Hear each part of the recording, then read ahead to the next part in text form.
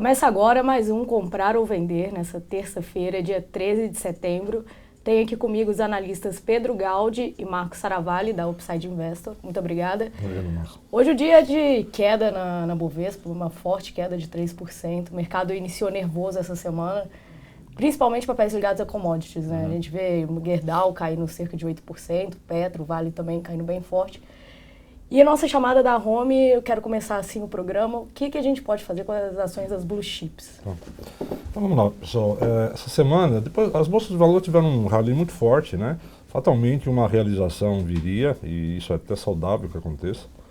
Essa semana realmente está pesadíssima. A gente começou a bolsa ontem, apesar de dados positivos da China, saíram hoje indústria, vendas varejo, mas os mercados estão preocupados, os investidores estão preocupados com o Fed. Dia 21 tem a reunião lá, e isso tem motivado preocupação, cautela, né? Então, a realização vem por conta disso e também por conta dos bancos centrais da Europa e do Japão não terem implementado novos pacotes de estímulo. Então, esse foi o pelo no ovo para as bolsas realizarem. Por aqui, além do impacto externo, a contaminação externa, a gente também tem o fator político, né? O governo deve agora anunciar medidas, né? As reformas têm que acontecer rapidamente, porque senão vai enfraquecer o próprio governo. Hoje a gente teve o Cunha saindo fora, né? E a gente tem o pacote de concessões que deve ser anunciado hoje e nos próximos dias, onde os investimentos em 4 aeroportos, rodovias, ferrovias, portos e vem junto aí a própria Eletrobras vendendo as distribuidoras do Norte e Nordeste. Então tem muita coisa importante para acontecer e ficar de olho no cenário político, porque isso é muito importante. Logicamente, a gente vai falar das Blue Chips, né? Eu vou falar da Vale, né? Começar pela Vale, aí eu passo para o Saravalli falar do Petrobras. Mas para você, essa queda do Ibovespa é mais um respiro do mercado na expectativa do Federal Reserve na próxima semana? Ou isso é realmente um sinal de que mais correção vai vir, mais queda? Não, eu acho que pode até acontecer mais correções, porque as bolsas subiram demais. Você pega as bolsas dos Estados Unidos, já estão lá em cima, né? O próprio Ibovespa teve uma recuperação muito forte. Percebia que ele queria realizar e já estancava na hora. Então, assim, pode vir mais queda, sim, até porque a reunião do Fed é dia 21, né? Isso cria uma certa incerteza até lá. Mas também a queda de hoje acho que também já tá bem forte, né? No caso da Vale, o que a gente tem de novidade? Estamos caminhando para o final do 2016, onde a Vale termina o projeto S11D. Então 2017 vai ser um ano muito positivo para ela, onde ela não tem grandes investimentos a fazer e vai ter um adicional de 90 milhões de toneladas de minério. Tem ativo para vender, que ela pode começar a fazer isso logo mais, né? Isso vai injetar um caixa bem representativo para ela. E além disso, a gente não pode esquecer que tem uma historinha dela vender um lote antecipado de minério de ferro para chineses, e logicamente isso vai ajudar muito na estrutura de capital dela. O ponto nervoso para a Vale é o preço do minério, né? O câmbio... Hoje caiu 3%. Hoje caiu 3%. Então, mas ele ainda está girando na faixa de 56 dólares, 55 dólares. Se ele ficar nesse intervalo de 50 e 60 dólares, e essa foi a comunicação feita pelo próprio representante da Vale, a expectativa para o ano que vem é que fique nesse intervalo de 50 e 60, vai ser um ano muito bom para a Vale. Logicamente, ela sente queda de preço de minério, dólar pressionando para cima, então o papel sente como sente as outras, né? Então ela vai seguir realizando, mas assim, eu antecipo que o momento da Vale para 2017 vai ser muito bom. Então, assim, depois de passar esse tombo, né, eu acho que abre uma porta muito interessante para você ter Vale na carteira. Das siderúrgicas, que hoje também estão afundando, né, Gerdau caindo 8, os Minas... Enfim, a minha visão há assim, uma luz no fim do túnel, há uma melhora, uma expectativa de melhora de utilização de aço com esses investimentos em infraestrutura, mas isso só vai ficar para 2017, não é esse ano. Né? Esse ano a gente vai ver ainda volumes muito parecidos, trimestre a trimestre, talvez com alguma melhora aqui internamente com a recuperação da economia. A rapidez disso é muito difícil dizer. E a gente entende que das siderúrgicas em infraestrutura, a Gerdau é que se beneficia mais. Então a gente também vê a Gerdau como uma compra, um papel para olhando 2017. CSN e Uzi Minas vai continuar essa gangorra, sobe 8, cai 8, sobe 8, cai 8. Tem o squeeze, né, tem a questão de... Tem muita gente vendendo no papel e quando sobe o pessoal corre para desfazer.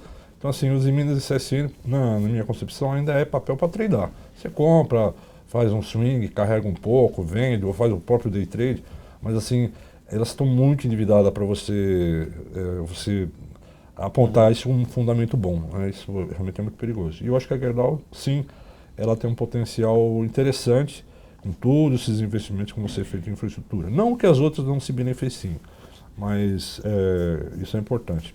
Aí eu só queria falar o governo está estudando um modelo, ainda não está fechado isso, mas é um modelo para quem tem caminhão velho, com 30 anos, eles vão montar um modelo que a pessoa pode entregar o velho e pegar o novo. Então isso aí pode ser um estímulo para o aço, conforme o modelo se confirmar. Também ainda... Então assim, Vale compra, Gerdau compra, CSN e Minas só Então, para quem está fora do papel, quer aumentar a exposição, essa queda foi, na verdade, uma oportunidade. Aproveita a oportunidade. O viés é positivo.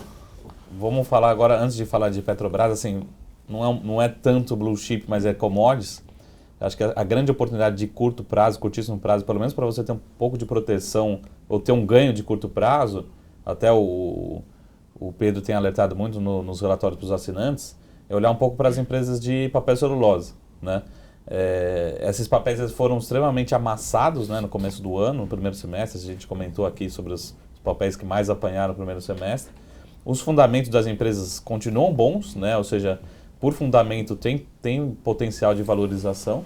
E no curtíssimo prazo, né, se a gente ficar brigando com o Fed todo dia, né, talvez existam algumas oportunidades que estavam abandonadas, apesar de não vai ter nenhum rally grande nesses papéis, em Fibra e Suzano principalmente, mas pode ser uma oportunidade de ganho no curto prazo. Né, sair mas um pouco... a gente já tem visto esses papéis andando nos últimos dias. Ainda está num momento para compra. Por fundamento, esses papéis têm que valer muito mais do que estão listados em bolsa. Só que para trading, ele basicamente fica muito dependente da oscilação do dólar. Né? E como estão sinalizando que se não aumentar os juros agora nessa reunião, vai ser na próxima reunião, ou seja, se a gente olhar exclusivamente para essa relação, né, do Fed decidindo o dólar no mundo todo, o dólar ele tende a se valorizar em relação a todas as outras moedas emergentes.